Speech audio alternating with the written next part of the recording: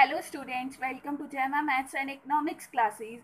आज हम करने जा रहे हैं कंज्यूमर इक्विलिब्रियम का पार्ट सेकंड, जिसमें हम डिस्कस करेंगे law of diminishing marginal utility. Law of diminishing marginal utility क्या होता है कि जब हम यूनिट्स को ज़्यादा से ज़्यादा कंज्यूम करने लग जाते हैं, जैसे हम खाना खाते हैं, जैसे ज़्यादा से ज़्यादा हम चपाती खाएंगे तो हमें उससे मिलने वाली यूटिलिटी कम होती जाती है।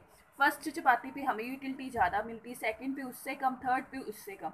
ऐसे ही इस लॉ में क्या है कि जैसे हम ज़्यादा से ज़्यादा यूनिट्स कंज्यूम करेंगे कमोडिटी की, वो मार्जिनल यूटिलिटी हर एक यूनिट से मिलने वाली कम होती जाएगी जैसे हम ज़्यादा करेंगे कंज्यूम। इस लॉ की अजम्पशंस क्या है? Only standard units of a commodity are consume.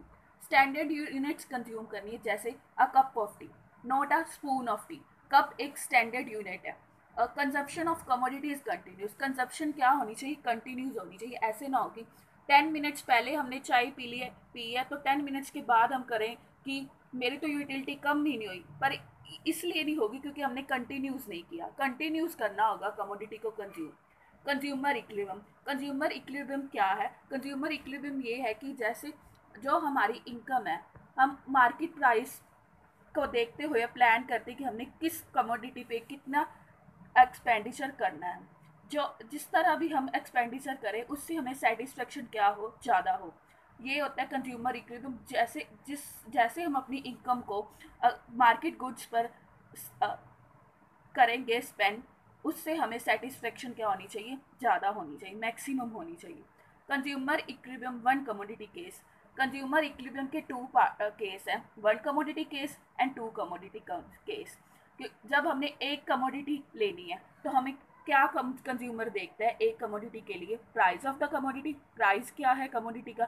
Marginal utility of commodity. उससे मिलने वाली यूटिलिटी क्या है? Marginal utility of money. हमें मार्जिनल यूटिलिटी ऑफ मनी क्या है? Let marginal utility of money for the consumer for util. Consumer के लिए मार्जिनल यूटिलिटी ऑफ मनी क्या है? For util. Let X be the commodity he attends to buy. उसने X commodity लेनी है और प्राइस ऑफ एक्स क्या है? 4 पर यूनिट। एक यूनिट का प्राइस क्या है? 4 है। Marginal utility schedule of X is taken to be as follow. हम नेक्स्ट क्या ले रहे हैं? शेड्यूल ले रहे हैं, मार्केट मार्जिनल यूटिलिटी शेड्यूल। उसमें क्या होगा कि हमें मार्जिनल यूटिलिटी ऑफ मनी उन्होंने बोली है 4 यूटिल है एक कमोडिटी से। प्राइस क्या है? 4 पर यूनिट। एक का प्राइस 4 है। अब हम ले रहे हैं मार्जिनल यूटिलिटी शेड्यूल। हमें यूनिट्स दी हैं, 6 यूनिट्स है कमोडिटी की। उससे हमें मिलने वाली मार्जिनल यूटिलिटी है, और marginal utility in terms of money when 4 utils is equal to ₹1। 1 रुपये पे 4 यूटिल्स मिल रही है in terms of money. Marginal utility हमें मिल रही है फर्स्ट कमोडिटी से 20, और marginal utility in terms of money मिल रही है 5। जब हम सेकंड कमोडिटी कंज्यूम करेंगे हमें मार्जिनल यूटिलिटी मिल रही है 18, और इन टर्म्स ऑफ मनी मिल रही है 4.5। थर्ड पे 16, और marginal utility in terms of money मिल रही है 4। ऐसे ऐसे हम करेंगे तो यूटिलिटी भी हमें कम होती जाएगी, इन टर्म्स ऑफ मनी भी कम होती जाएगी। जब फर्स्ट कमोडिटी पे है कंज्यूमर बाय करेगा क्योंकि उसे ज़्यादा मिल रही है, इन टर्म्स ऑफ मनी कम है क्योंकि उसने 4 यूटिल्स लिया है कि उसे 4 यूटिल मिलने चाहिए 1 रुपये पे। जब वो एक कमोडिटी कंज्यूम कर रहा है तो उसे 5 इन टर्म्स ऑफ मनी मिल रही है, और जब वो सेकंड कमोडिटी कंज्यूम कर रहा है तो उसे इन टर्म्स ऑफ मनी 4.5 मिल रही है। जब वो थर्ड कर रहा है तो 4 की इक्वल है। Price of X is equal to marginal utility in terms of money 4 is equal to 4। जब थर्ड कमोडिटी पे वो इक्वल हो जाएगा तो कंज्यूमर इस पर रुक जाएगा, वो आगे नहीं करेगा क्योंकि उसे कम मिलेगी in terms of money marginal utility.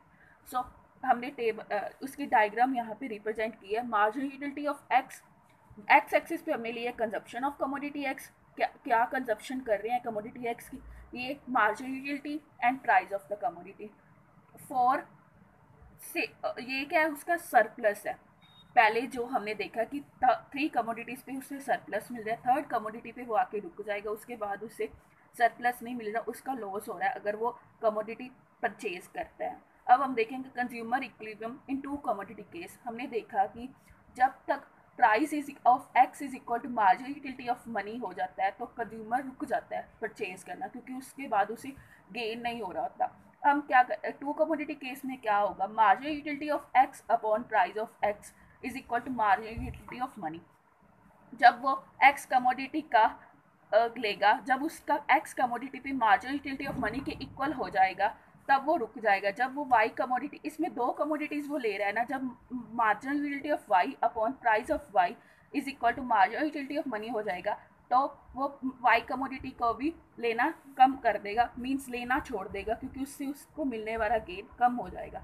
ये जब दोनों इक्वल होंगी तो हमें पता लग गया दोनों इक्वेशन से मार्जिनल यूटिलिटी ऑफ मनी। ये तब दो कमोडिटीज परचेज करेगा, तब तक करेगा जब तक उसकी मार्जिनल यूटिलिटी ऑफ मनी के इक्वल नहीं हो जाता consumer equilibrium. Thanks for watching me. Please like, share, subscribe and tell me those topic which you don't understand. I will revise it and give you another method to learn it.